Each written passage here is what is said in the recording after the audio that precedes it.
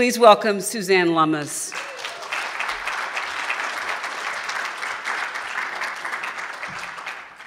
So an editor of World Literature Today said to me, we're doing a special issue on poetry and science. Do you have a poem about science? And I said, oh, a poem about science? No, I don't think. Well, maybe, oh yeah, I do.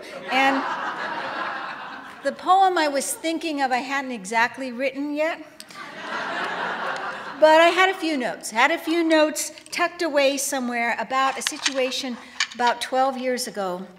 And the very day I had just undergone a regimen of chemotherapy, there was a very strange weather event in Los Angeles. Oh, it was strange. And I was convinced that I'd caused it. What an ego, what an ego. Okay, this is called Chemical Weather. All day the air wrapped in fibrous heat, pulled cotton the lungs could hardly suck, now near dark, no relief. Far off behind the haze of smog and neon light, the bolts don't zigzag, they burst like the sudden soak of injury, infectious, wet, but not with something one could drink. They bleach the cloud banks yellow-white. She leans against the porch and works each breath from start to end. She thinks she spots desire scorch out among the husks of bees, dry grass, but it's all in her head. Her white blood count drops and drops. Cytoxin doesn't hurt.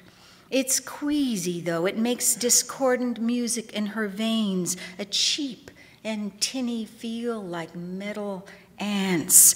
Tonight on TV, the man who married weather drew an oval on the map, a giant cell. LA's trapped in something sealed shut and uncanny for this place, this stretch of land. Near Duarte, a small tornado dogs the 605. She feels how it's coiled, snapping with stored heat. If it could rain, it tries to rain. The sky presses a few drops. A soundless thunder bears them up. Her body's done this. Just imagine that. A low-rank madcap god. And oh, it will not separate the light from the dark. And oh, it will not hover over the waters. It will rule the cells of the air. Electric, reckless, happy, even in this fix. Her body, like her, a lover of strange weather. Yes. All right. Most beautiful words I ever heard about art, about great art, any kind of art, design, texture, and triumph. Interesting, and all of you writers know it because I hear it in your work. Interesting how you can pull triumph out of failure. I do it all the time. That's the only thing I can pull it out of is failure, because that's all I get is failure. All right.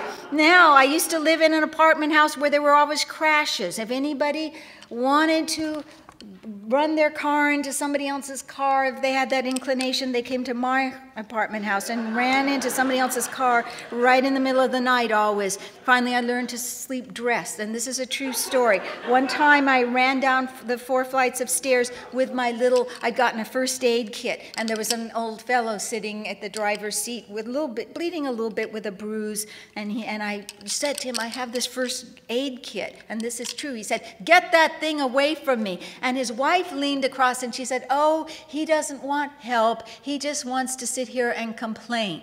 And I'm getting out of the middle of this accident in the middle of this marriage. It's too complicated for me. Now, this is about this is a different accident. And it was from connotationpress.com, and it is called Pursuit.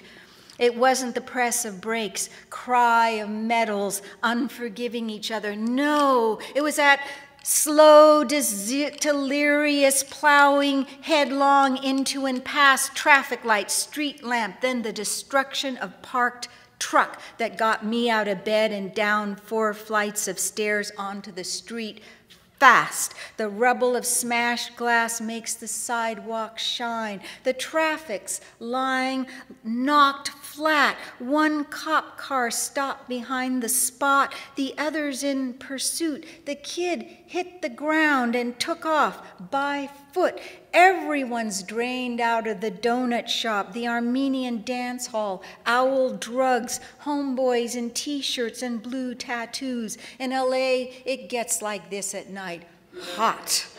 We stare at the parked truck that got punched from the back, then at the criminal car. Under the flung hood, the motor stamps and steams. Look at that bumper, we yell, that twisted wheel. And the glove compartment sprung, so the deeds of legal ownership drift out the driver's side. The driver's doors bent wild. It's like so ajar. It's like Chamberlain sculptures from crushed cars. Here is the art of disaster, the art of the split-second fatal bad choice. I know how our mistakes change the shape of things, but to look at the twists and turns that kid put in this Ford coupe, you'd think what he wanted really was to make a crazy staircase and climb up.